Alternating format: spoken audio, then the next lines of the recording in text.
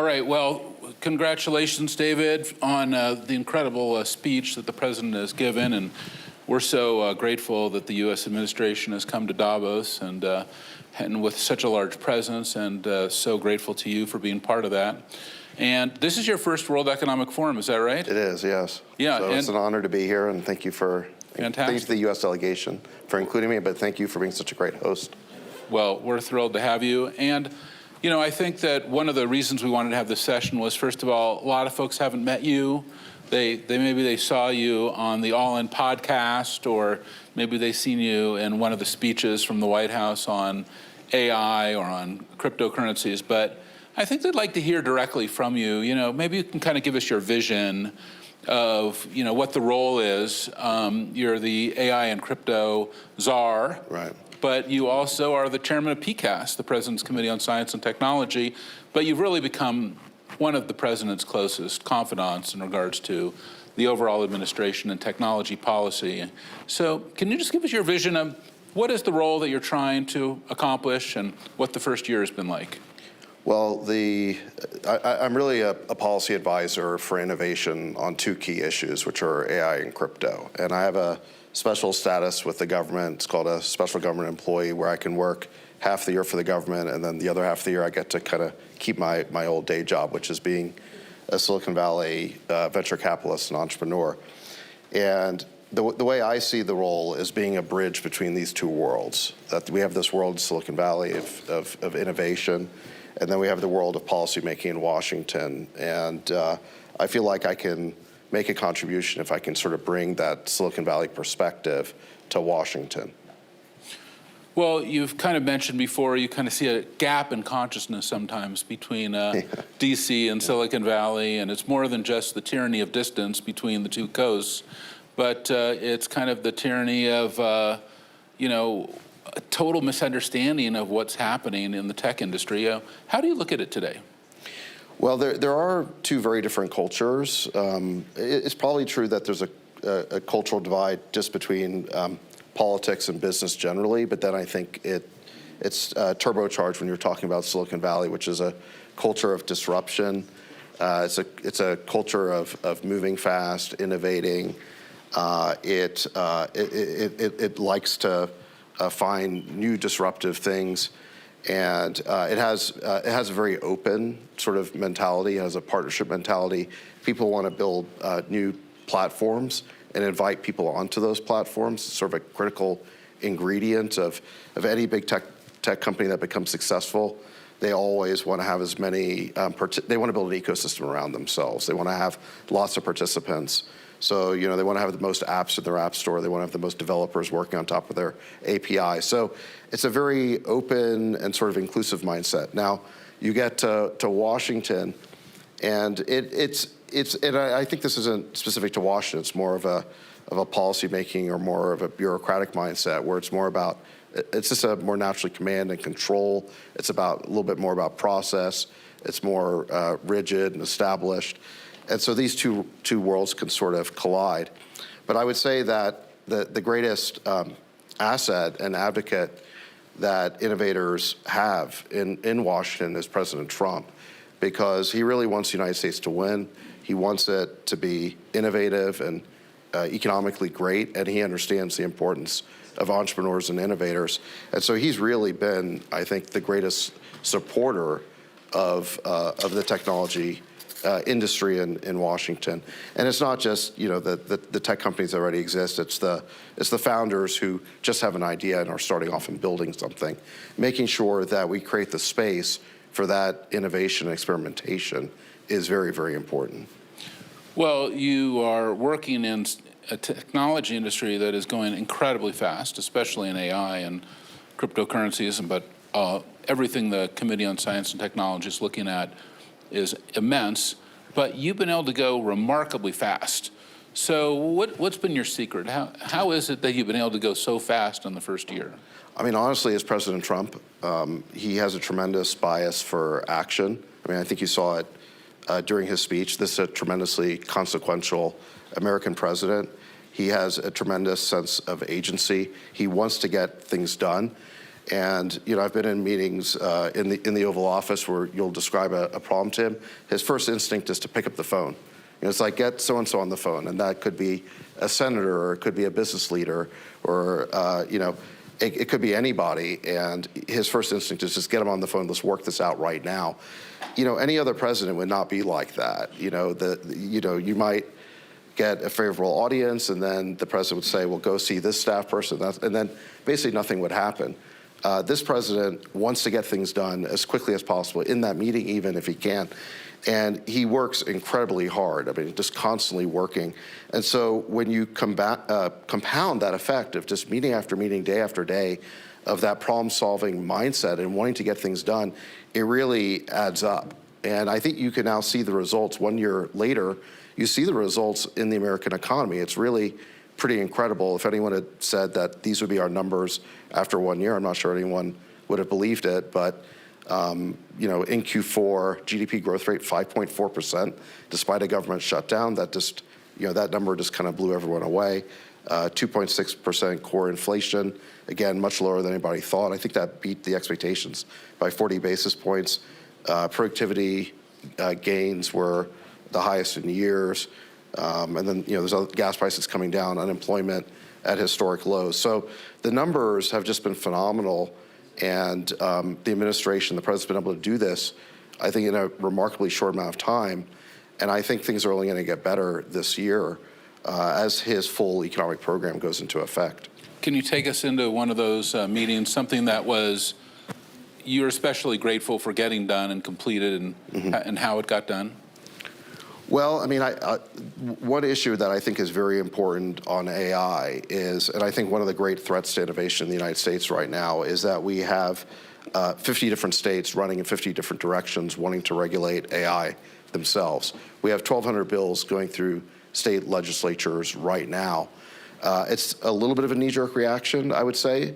Some of those regulations may be warranted, but it's entirely too many. And the fact that you've got 50 different states means that you're going to create a patchwork of regulations. The big tech companies are going to figure out how to comply with that, but it's a tremendous burden for small tech, for startups, for entrepreneurs. One of the great advantages that the United States has had is this huge seamless national market. Historically, you've only really had to, in most industries, certainly in the internet business, you only had to worry about complying with a single rule book. Now we're in danger of having 50. And I think the president has been very clear that he would like to see us have a single federal framework for AI regulation. And he's really pushed for this. He spoke to it in his speech on AI in July of last year. And, in my last 2 meetings with him, he's really made this an issue. And some of those meetings are ones where he'll say, get so-and-so, a senator on the phone, and, we'll work out their issues right then and there. And so, that's just one example. But he really is the difference maker there. When you think about regulation, you're in Europe, or right now we're in Switzerland. Well, we've seen a lot of tech regulation in Europe. Some of it has been good, some of it has been not so good, but we haven't seen really this kind of acceleration of a tech economy in Europe. Do you think it's because of the regulatory environment? I think that's a big part of it. The U.S. has other advantages as well. We have this history, I think, culturally of accepting failure and risk-taking, and it's, if someone fails, it's okay. You just dust yourself off, and then, in fact, investors will back you again. There's this tremendous culture of risk-taking, and there's a huge venture capital ecosystem to support that. So I think that's very important. But in addition to that, I do think the regulatory environment makes a big difference. And, you look at something like AI, we're just starting to regulate this now. As I understand it, the European AI Act was actually passed before the launch of ChatGPT. So that was in anticipation of something that hadn't happened yet. Well, if the thing hasn't happened yet, you're really regulating based on hypotheticals and fears. And I think a better approach would be to study the issue, see how it's actually being used, see what risks or dangers actually materialize, and then respond to those things. So I do think that our lighter touch is important. And I think I think there's a difference a little bit in mentality. I don't want to beat too much up on our European hosts because I am very grateful to be here. But you know, in his AI policy speech last July, the president said that, you know, we had to win the AI race, that we were in a race. It's a globally competitive race. The U.S. has to win it, just like we declared that, just like John F. Kennedy declared that we were in a space race, and we had to win that. President Trump declared we had to win the AI race, and he then defined several pillars of our strategy. The first one was being pro-innovation. And what he said, though, is that it's not up to the government to do the innovation. It's up to great entrepreneurs. It's our innovators, companies, and you're one of our great entrepreneurs, Mark. Thank you. And but it's people like you who push the ball forward, and we have to be in a support role in the government and create the ideal conditions for people like you to do that. Now, look, there's got to be some guardrails and some rules of the road, but fundamentally, we understand that innovation comes from the private sector. Now, when I hear European regulators talk about AI, there's a little bit of a main character syndrome, where when I've heard some European leaders talk about AI leadership, they're talking about setting the AI regulations, and somehow the rest of the world's going to copy that. And that's not the way that we think of leadership, right? We think of leadership as being first and foremost driven by the private sector. So it is a little bit of a difference in mindset there. I hope I'm not over stereotyping anyone, but that's just my general perception. One of the areas where we kind of partnered, competed, had fun was in the area of social media, but we did enterprise social media. Right. You had an incredible company, Yammer, which you sold to Microsoft, but you really became an expert in social media. And I think when both of us were in social media and we had Chatter at Salesforce, you know, we had a lot of conversations about social media, but on the consumer side. It was kind of a very unregulated environment, and we saw a lot of, you know, I would say it's sometimes bad behavior, but there was kind of some unfortunate things that happened in social media over the last, call it, 15 years. You know, we've gone through it in detail. You know, do you think that we learned some things about that over the last 15 years from the social media side that we'll be applying to AI? Well, I think there's definitely some concerns that people have about the influence of social media on children, that sort of things. We've heard that concern about AI. I'd say it's very salient. People are worried about what impact will this have. And that's something we're definitely looking at. And I think child safety has to be part of a larger regulatory framework. At the same time, and there's been a number of horror stories there about examples of self-harm that, you know, AI might have contributed to. I would say that at the same time that we recognize that's an issue, we do also have to consider that 1 billion people are successfully using AI every day, including, you know, lots of high schoolers doing their homework and that sort of thing without a problem.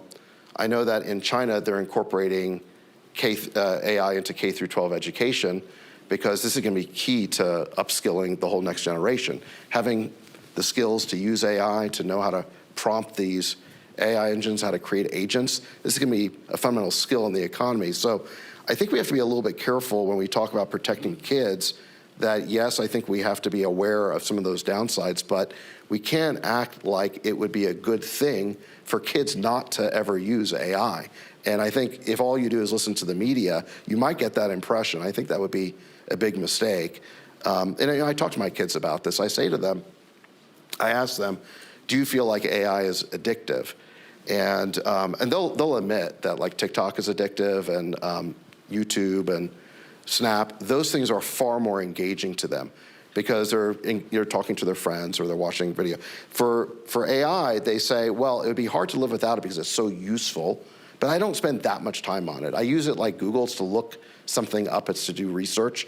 So it's a little different, I think, than social media, where social media really, you could argue it's pretty addicting. I think AI, less addictive, more a utility. But I do think that in the public's mind, there's been a little bit of a transference of the concerns that people have about social media onto AI. And some of that transference is justified, and some of it may not be. Yeah, I mean, we could talk, and maybe we should just go into a really super dark scenario Right. and then try to come back into a light scenario. Yeah. But if we go into a really dark scenario, we saw AI in several situations. You and I talked about that 60 Minutes segment on character AI, Right. where the AI morphed into a suicide coach for these kids. And it was something that you and I had never seen before, and it was shocking and horrible. How do you think about that? What's your reaction? Well, so this is a case where it's a sort of a fantasy chatbot. I say this, it's a chatbot that's trying to create characters that would then interact with users. Some of those users then were teens, and then some of those teens had pre-existing mental issues. And yeah, I think that we saw that you had adverse consequences there. Obviously, it's going to be a subject of litigation to try and determine how much causation there was. But yeah, I think it contributed to those issues. I think that when you have a new technology like this, that again, 1 billion people are using so quickly, there's going to be cases like this that happen. I don't think any of these companies wanted those things to happen. And I think that now that they know that it's a possibility, they can start to program the AI in a way that will try and prevent those scenarios. When the internet kind of came along, and even before the internet, we there's one regulation that everyone in Silicon Valley really loves, which is Section 230. Mm-hmm. And that basically says, these tech companies, initially the social media companies cannot be held responsible, and perhaps maybe even the AI companies cannot be held responsible for bad behavior of the AI. When you look at Section 230 and kind of accountability, self-regulation, do you think that do you think the Section 230 should be reformed, reshaped, reconstructed, or do you think it stands as it is, kind of preventing, and kind of holding full indemnification for the tech vendor? Well, Mark, I might be the last person on either side of the political aisle who thinks that Section 230 was a visionary piece of legislation that helped pave the way for the modern internet. I know there's opposition to it on both sides. The reason I say that is because what 230 did is it basically defined who's a publisher and who's a distributor. And under the existing law, publishers are held to one standard, distributors are held to another. In other words, if you're, say, a magazine on the distribution stand and you libel someone, or an article in your publication libels someone, well, you can be sued and you're on the hook for that, and you're going to end up paying damages. Now, the newsstand on which your magazine is sold, that is a distributor, and it is not subject to publisher liability. And so what Section 230 did is take those sort of real-world examples and apply them to online context. And specifically, what it said is that user-generated content will be treated on these platforms, that the platforms will be distributors, not publishers. Now, look, if those platforms are actually publishing the content themselves, and I think this probably would apply to AI companies who are creating content, we're going to hold them to publisher liability. But if all they're doing is acting as a distributor, then we're going to impose distributor liability. I think that distinction made a lot of sense. Maybe it's not perfect in some cases, but without that, I don't think you would have had comment boards on the internet. I think, user review sites like Yelp might have been sued out of existence. Think about it. Every time someone posts a review on Yelp that the store owner says, well, that's defamatory, I'm opposed to that, they can now sue Yelp.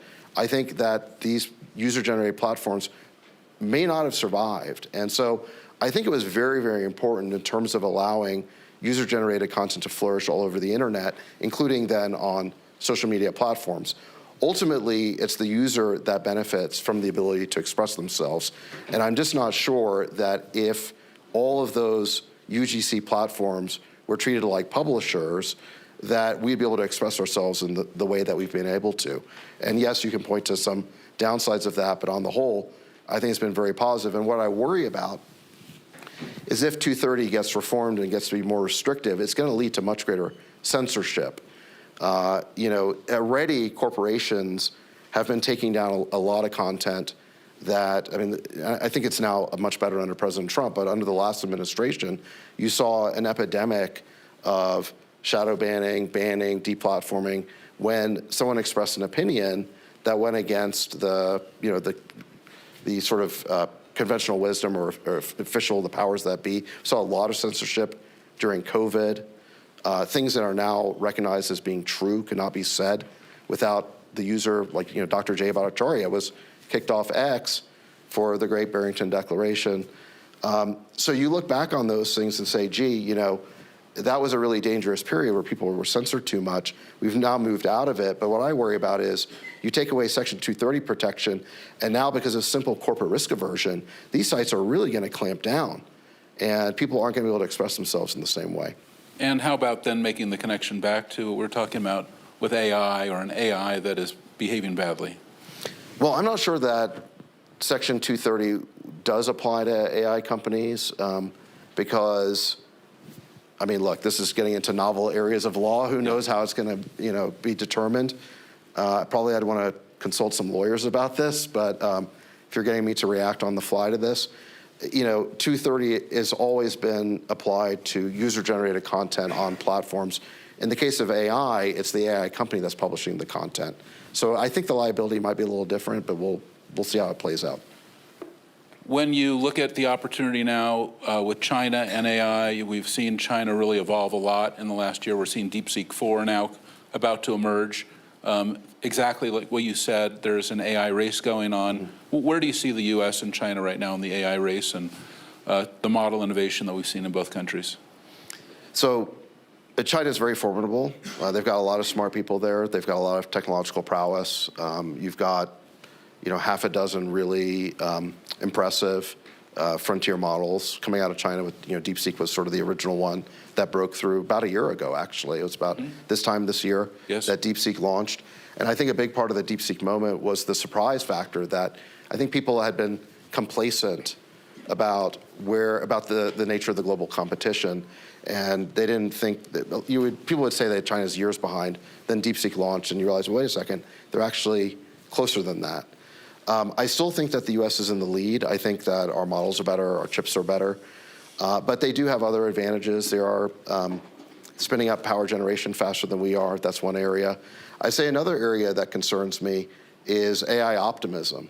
So there was a survey done by Stanford recently, and they surveyed people in lots of different countries, and they asked them, do you believe the benefits of AI will outweigh the harms? And if the respondents said yes, they'd be an AI optimist, and if they said the harms outweighed the gains, they're an AI pessimist.